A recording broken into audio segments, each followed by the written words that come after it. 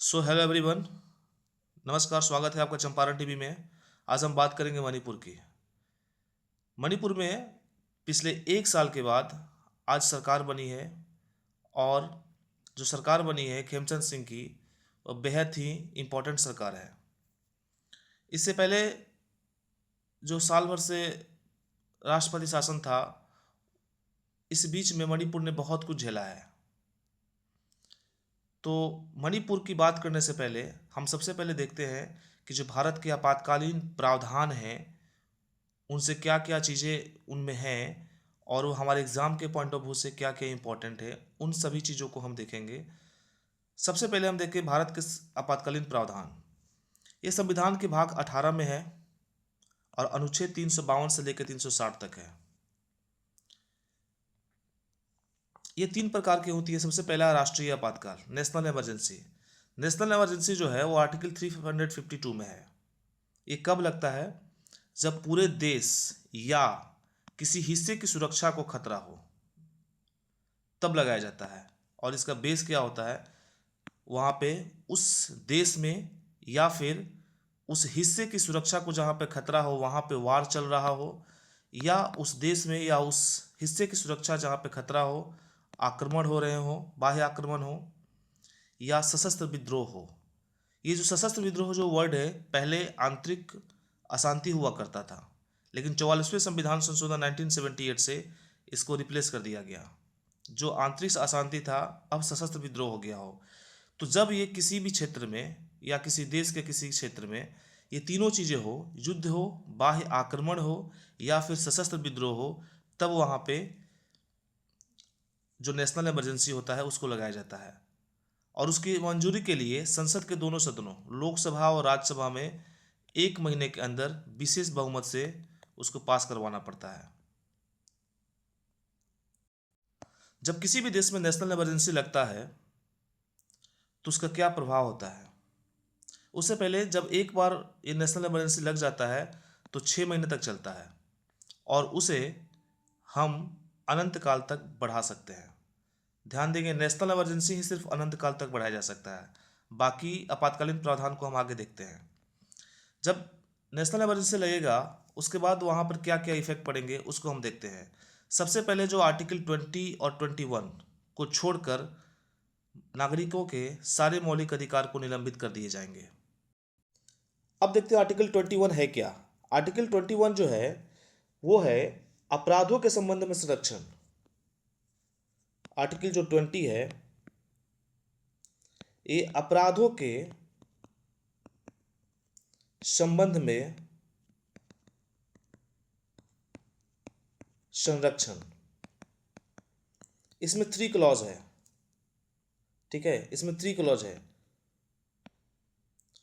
20 का sub clause 1 ये कहता है कि no ex post facto law. इसका मतलब ये होता है कि किसी भी व्यक्ति को किसी भी अपराध के लिए जो उस समय, मतलब जब वो अपराध करता है तो उस समय जो है, जो कानून लागू होगा उसी के तहत उसको सजा दी जाएगी। ठीक है। बाद में मान लीजिए कि आज वो कोई अपराध करता है और कल वो कोई कानून लागू हो जाता है, तो उसके लिए उस कानून की सज़ा उसको नहीं दी जाएगी। जो वर्तमान में कानून है उसी के लिए उसको सज़ा दी जाएगी, उसी के तहत। 20 का सब क्लॉज 2 जो है वो कहता है कि नो डबल जियो पार्टी। नो डबल जियो पार्टी मतलब द्वितीय दंड नहीं। अगर किसी व्यक्ति को किसी भी व्यक्ति को किसी भी अपराध के लिए सिर्फ 1 वर्ष सजा दिया जाएगा, मतलब इसका यही होता है सीधा सा। किसी भी व्यक्ति को किसी भी अपराध के लिए सजा जो है वो एक बार ही दिया जाएगा। और इसका 20 का सब क्लॉज जो 3 होता है, ये होता है कि स्वयं के विरुद्ध जो है वो गवाही देने के लिए मजबूर नहीं किया जाएगा। स्वयं के विरुद्ध किसी भी व्यक्ति को गवाही देने के लिए मजबूर नहीं किया जाएगा। ये है। तो ये 20 हो गया, और 21 जो है उसको भी देख लेते हैं। ठीक है। 21 जो है वो जीवन और व्यक्तिगत स्वतंत्रता का संरक्षण है। जीवन एवं व्यक्तिगत स्वतंत्रता। इसके अंदर बहुत सारी चीज़ें आती है। किसी भी व्यक्ति को जीवन कैसे जीना है वो अपने तरीके से देख सकता है, तो इसकी स्वतंत्रता है उस व्यक्ति को। जैसे स्वच्छ पर्यावरण का अधिकार है उसके पास। अगर कोई व्यक्ति कहीं पे रह रहा है और उसको किसी भी पोल्यूशन का किसी पड़ोसी से दिक्कत हो रहा है, तो वो चाहे तो अपना आर्टिकल का हनन के अधिकार में उस कोर्ट में जा सकता है। उसके बाद शिक्षा का अधिकार है, निजता का अधिकार है, विधिक सहायता का अधिकार है, और भी बहुत सारे जो है जीवन एवं व्यक्तिगत स्वतंत्रता से रिलेटेड सारे अधिकार हैं। आप उसको देख सकते हैं बारी बारी से, जो इम्पोर्टेंट है मैंने वही बता दिया। तो 20 और 21 जो है इसको छोड़ करके नागरिकों के मौलिक अधिकार को निलंबित कर दिए जाते हैं इसमें। उसके बाद देखते हैं कि अभी तक जो है वो नेशनल इमरजेंसी कितनी बार लगा है देश में। तो नेशनल इमरजेंसी लगा है 3 बार। 1962 India China war, 1971 India Pakistan, और 1975 में एक बार लगा है। ये जो दोनों लगा था ये बाह्य आक्रमण का रीजन दिया गया था, बेस दिया गया था। और ये जो लगा था वो आपका इंटरनल रीजन दिया गया था। ध्यान रखेंगे वित्तीय आपातकाल अभी तक एक बार भी नहीं लगा है भारत में। राष्ट्रपति शासन सेकंड जो है, राष्ट्रपति शासन। राष्ट्रपति जो शासन होता है वो राज्य में आपातकाल या संवैधानिक आपातकाल को दिखाता है। जब किसी राज्य की मशीनरी अपना काम करना बंद कर देती है तो वहाँ पे केंद्र का दायित्व बनता है कि उसको टेक ओवर करे और वहाँ पे राष्ट्रपति शासन लगाए। तो राष्ट्रपति शासन जब भी दिमाग में आएगा आर्टिकल 356 आना चाहिए, और राज्य आपातकाल और संवैधानिक आपातकाल ध्यान में आना चाहिए। मैंने बताया है संविधान के मुताबिक अगर किसी भी राज्य की सरकार न चले तो उस पर आर्टिकल 365 के तहत जो है राज्य 356 के तहत जो राज्य पे आपातकाल लग सकता है। ठीक है, इसको भी जो है 2 महीने के अंदर साधारण बहुमत के से संसद में पास करवाना पड़ता है। ये 3 साल तक लगाया जा सकता है, हर 6 महीने में इसको बढ़ा सकते हैं। इसका प्रभाव क्या होगा कि राज्य की जो मंत्रिपरिषद होगी वो भंग कर दी जाती है। ठीक है, और राज्य का जो बजट है वो संसद में पास हो सकता है। अब तक देश में 100 से भी ज़्यादा बार इसको लगाया जा सकता है, ये इम्पोर्टेंट नहीं है। पहली बार पंजाब में लगा था और यही राष्ट्रपति शासन आपको मणिपुर में लगा है, और इसी के बारे में मैं वीडियो में बात करूँगा। बट फिलहाल इस चीज़ को जानना बहुत ज़रूरी है, खास करके उन छात्रों के लिए जो कॉम्पिटिटिव एग्जामिनेशन की तैयारी कर रहे हैं। उसके बाद है वित्तीय आपातकाल, फाइनेंशियल इमरजेंसी, आर्टिकल 360। फाइनेंशियल जो इमरजेंसी है ये देश में जब आर्थिक स्थिति खराब हो जाती है तब लगाया जाता है। ठीक है, आर्थिक अस्थिरता जब आती है तब ये लगाया जाता है, और 2 महीने के अंदर संसद जो है साधारण बहुमत से इसको पास करना होता है। इसके लिए कोई अधिकतम सीमा नहीं है। जब ये लग जाता है किसी भी देश में तो वहाँ पे जो है राष्ट्रपति, केंद्र और राज्य के कर्मचारियों, सुप्रीम कोर्ट और हाई कोर्ट के जजों की सैलरी जो है वो कम करने के निर्देश हैं कि कम किए जा सकते हैं। अभी तक कितनी बार लगा है, तो एक बार भी नहीं लगा है वित्तीय आपातकाल, जैसे मैंने पहले बताया है। अब हम बात करते हैं राष्ट्रीय आपातकाल जो मणिपुर में लगा है। मणिपुर में लगा उससे पहले मणिपुर के इतिहास के बारे में देखते हैं। ये हैं खेमचंद सिंह और ये हैं राज्यपाल। खेमचंद सिंह जो हैं वो चीफ मिनिस्टर बने हैं मणिपुर के।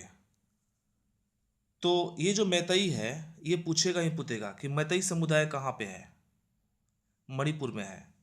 ठीक है, तो ये जो खेमचंद सिंह जो है वो मैतई समुदाय से है। मैंने यहाँ पे मैतई समुदाय लिखा है, लेकिन आप सिर्फ मैतई सुनेंगे। मैं मैतई के बारे में बहुत अच्छे से डिटेल से समझाने वाला हूँ आगे, और सारा विवाद इसी को लेकर के हुआ था, यही सब चीज़ को। ठीक है, और ये घाटी क्षेत्र से बिलोंग करते हैं। उसके बाद 2 उप मुख्यमंत्री बनाए गए, एक नेमचा किपगेन बने और एक लॉसी डिखो बने। ठीक है, अब हम बात करते हैं कि जो सबसे इम्पोर्टेंट है, ये सब सारी चीज़ें उतनी इम्पोर्टेंट है नहीं। सबसे इम्पोर्टेंट ये है कि 1970 में 47 से भारत आज़ाद हुआ तो 1949 में मणिपुर को भारत में मिलाया गया विलय संधि के तहत। और शुरुआत में मणिपुर जो था वो भारत का एक केंद्र शासित प्रदेश था, लेकिन बाद में 21 जनवरी को 1972 को भारत का पूर्ण राज्य का दर्जा इसको दे दिया गया। इसकी भौगोलिक अगर दृष्टि को देखें तो यहाँ पे मणिपुर है, देख सकते हैं आप।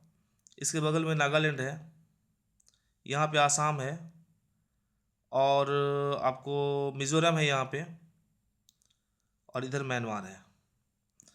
तो ये सारी चीज़ें हैं इसकी भौगोलिक स्थिति, नागालैंड, असम और मिजोरम और म्यांमार। मणिपुर की मणियों की भूमि कहते हैं इसको। अब हम बात करते हैं कि मणिपुर में राष्ट्रपति शासन लगा क्यों, क्या घटनाएं रही मणिपुर में राष्ट्रपति शासन लगाने के लिए। तो सबसे पहला संघर्ष देखने को मिला वहां पे जातीय संघर्ष और हिंसा, साल 2023 से ही चालू था वहां पे। राज्य में 2 समूह थे, एक समूह था मैतेई जो घाटी में रहने वाले समुदाय थे। आप ध्यान से सुनेंगे, वीडियो को अंत तक देखेंगे तब जाके आपको सारी चीजें समझ में आएगी। राज्य के 2 समूह थे, एक समूह थे मैतेई और एक थे कुकी। कुकी जो और नागा एक साथ थे और मैतेई एक साथ थे। तो जो मैतेई थे वो घाटी में रहने वाले थे, और कुकी जो थे वो पहाड़ी क्षेत्र में रहने वाले थे। इनके बीच में लंबे समय से विवाद चल रहा था पहले से भी, लेकिन ये हिंसा भड़की कब, जब उच्च न्यायालय की सिफारिश और आरक्षण से रिलेटेड एक स्टेटमेंट आता है। स्टेटमेंट क्या आता है मैं बताऊंगा आगे। उसके बाद जो है ये हिंसा बहुत तेजी से भड़क जाती है। फिर एन बीरेन सिंह जो है वो मुख्यमंत्री पद से इस्तीफा देते हैं, दिल्ली पहुंचते हैं और अपना पद से इस्तीफा देते हैं। इनके साथ जो एनपीपी पार्टी के थे के एम संगमा जी, उन्होंने अपना समर्थन वापस ले लिया और फिर ये मुख्यमंत्री पद से इस्तीफा दे देते हैं। और वहाँ पे उसके बाद राज मशीनरी का फेल होने पे राष्ट्रपति शासन लगा दिया जाता है 13 फरवरी 2025 को। ठीक है, फिर पहले 6 महीने का लगाया गया और उसके बाद अगले 6 महीने के लिए उसको जो है बढ़ा दिया गया शासन को, क्योंकि हालात जो है पूरी तरह नियंत्रित नहीं थे। लेकिन फिलहाल ही में 4 फरवरी 2026 को राष्ट्रपति शासन को हटा दिया गया है और आज में पूर्ण रूप से सरकार बना दिया गया है और मुख्यमंत्री बने हैं वाई खेमचंद सिंह, यमनाम खेमचंद सिंह, बीजेपी और एनडीए पार्टी के समर्थन से। साथ में नेमचा केपकिन और सुखो जी जो है वो उप मुख्यमंत्री बने हैं जो कुकी समुदाय के थे। अब हम बात करते हैं राष्ट्रपति शासन जो था उसको देखते हैं। मणिपुर में राष्ट्रपति शासन देखिए क्यों लगा, तो सत्ता संघर्ष और जातीय हिंसा के कारण 2025 में यह लगा था 13 फरवरी को। ठीक है, तो जातीय संघर्ष क्या है मणिपुर का उसको देखते हैं थोड़ा, इसकी पृष्ठभूमि को देखना बहुत जरूरी है। मणिपुर में घाटी क्षेत्र है, यहाँ पे पूरे मणिपुर का लगभग 10% जो है वो घाटी क्षेत्र है और 90% जो है पहाड़ी क्षेत्र है। ध्यान देंगे 10% घाटी क्षेत्र है और 90% पहाड़ी क्षेत्र है। अगर मान लीजिए मणिपुर है, इतना घाटी है और इतना जो है मणिपुर है। जो घाटी क्षेत्र है उसमें मैतेई समुदाय सबसे ज़्यादा है, लगभग आप देख सकते हैं मैतेई समुदाय है लगभग 53 से 55% मैतेई समुदाय है। और इसी में जो है वो राजधानी इम्फाल है घाटी में। उसके बाद कुकी जनजाति है और नागा जनजातियां भी रहती थी, जिन्हें 5वीं और 6वीं अनुसूची से संविधान में विशेष दर्जा प्राप्त है। अब जो मैतेई समुदाय है इनका संख्या 53 से 55% था पूरे अधिकतर घाटी क्षेत्रों में। तो अगर जिनकी संख्या ज़्यादा होगी उनकी निश्चित तौर पर राज्य की सत्ता पे, प्रशासन पे और अर्थव्यवस्था पे प्रभाव होगा। लेकिन इसके बावजूद इन्हें एसटी सूची में शामिल नहीं किया गया था मैतेई समुदाय को, ध्यान रखेंगे। कुकी जो जनजाति है वो पहाड़ी क्षेत्रों में बसे थे और इन्हें एसटी का दर्जा प्राप्त था। ये ईसाई बहुल थे। कुकी क्या थे? ईसाई बहुल थे। ये पहाड़ी क्षेत्रों में रहते थे और इन्हें एसटी का दर्जा प्राप्त था।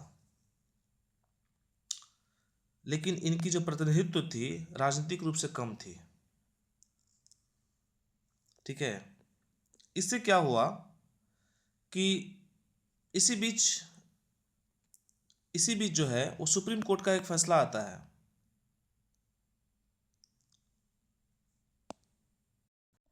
कि राज्य जो है वो मैतेई समुदाय के लिए एसटी आरक्षण पर विचार करे। जैसे ही स्टेटमेंट सुप्रीम कोर्ट के द्वारा दी जाती है, राज्य में तरह अलग अलग जगहों पे हिंसा झड़प स्टार्ट हो जाता है। एसटी दर्जे के विवाद को लेकर के सबसे बड़ा कारण था, उनमें मैतेई समुदाय की मांग क्या थी कि हमें एसटी का दर्जा दिया जाए। उनका मानना था कि उनकी आबादी जो है वो बढ़ रही है। घाटी जो पूरे मणिपुर का 10% है, उसका क्षेत्र छोटा था और पहाड़ी इलाके में ज़मीन खरीदने की अनुमति उन्हें नहीं थी, क्योंकि पहाड़ी इलाकों में वो आपके कुकी जनजाति, कुकी समुदाय के लोग रहते थे।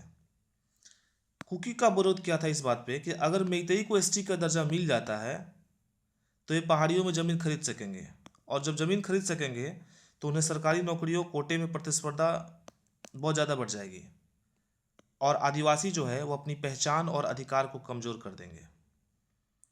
ये जो स्टेटमेंट था, उसके बाद से यहाँ पे आग में घी डालने का काम किया था सुप्रीम कोर्ट का, जो मैंने पहले ही लाइन में बताया था कि सुप्रीम कोर्ट ने कहा था कि राज्य जो है वो मैतेई के लिए एसटी के आरक्षण पर विचार कर सकता है।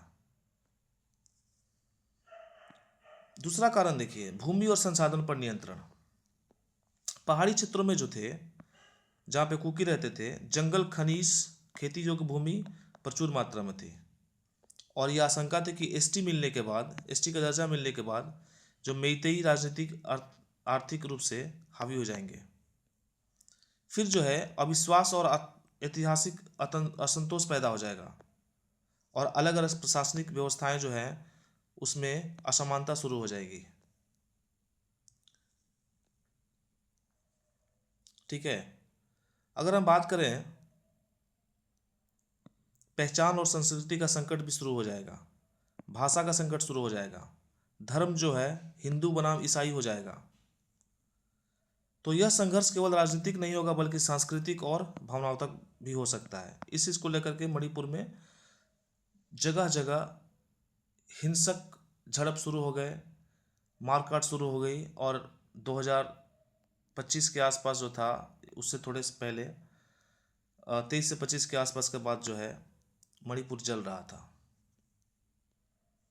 मैंने कहा था ना, यही वाला स्टेटमेंट था, राज्य जो है एसटी के दर्जे पर विचार करें।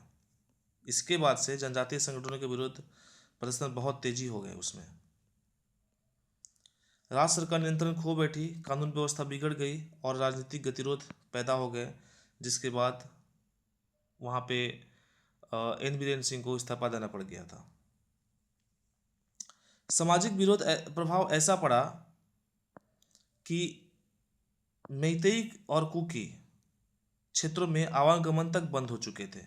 ना मैतेई के लोग, घाटी के लोग आपके पहाड़ी में जा रहे थे, ना पहाड़ी के लोग घाटी में आवागमन कर रहे थे।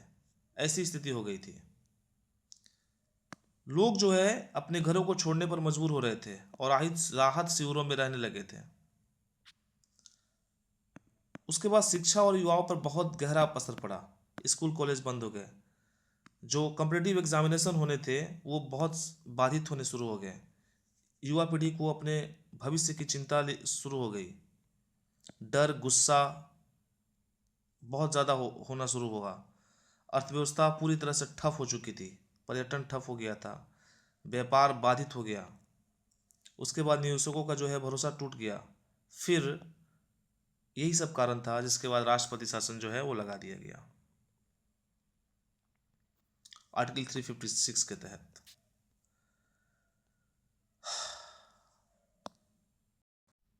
इसके बाद केंद्र सरकार की अहम भूमिका रही है मणिपुर को पटरी पर लाने के लिए। वहाँ पे अर्धसैनिक बलों की तैनाती की गई, शांति समितियाँ बनाई गई बहुत सारी और गृह मंत्रालय द्वारा निगरानी किया गया। उसके बाद वहाँ पे राजनीतिक संतुलन बनाने के लिए 2026 में नई सरकार गठित होती है, और नई सरकार में ध्यान रखिए घाटी जो 10% था वहाँ से और पहाड़ी प्रतिनिधित्व दोनों को मिला करके सरकार में राजनीतिक स्थिरता को लाने के लिए काम किया गया।